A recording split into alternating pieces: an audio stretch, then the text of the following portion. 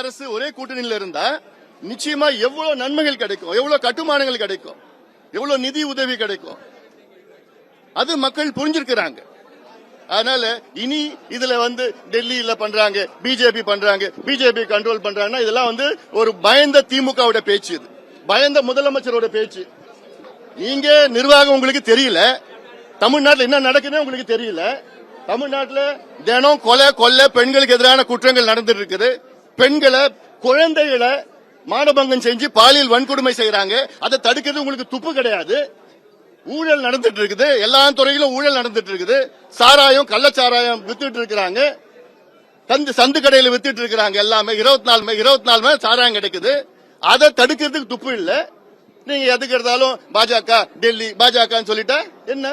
சரி, நான் கேட்கிறேன், மாநில சுயாட்சின்னு சொல்றீங்களே, நீங்க ஏன் கடந்த 2 வருஷமா உள்ளாட்சி தேர்தல் நடத்தல?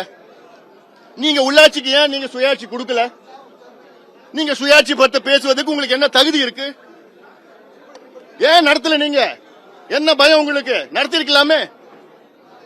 அப்போ இதெல்லாம் ஒரு பேச்சு, மக்களை திசை திருப்புகின்ற ஒரு பயந்து போன ஒரு முதலமைச்சர், பயந்து போன திமுக கூட்டணி பேசுற பேச்சு இதெல்லாம்.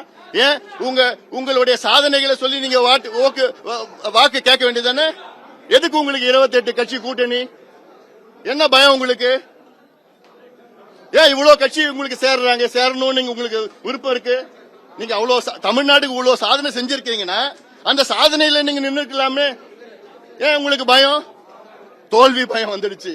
ஏன்னா நீங்க எதுவும் மக்களுக்கு செய்யல, உங்க வாக்குறுதியை நீங்க நிறைவேற்றல. அதனால அந்த பயத்துலதான் எல்லாம் வாங்கன்னு சேர்த்துக்கிட்டு இருக்கீங்க. ஆனா நிச்சயமா எடுபட போறது கிடையாது.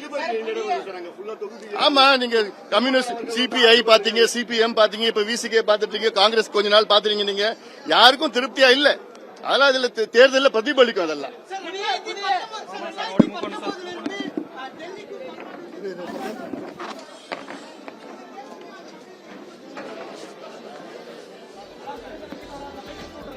மில்லர்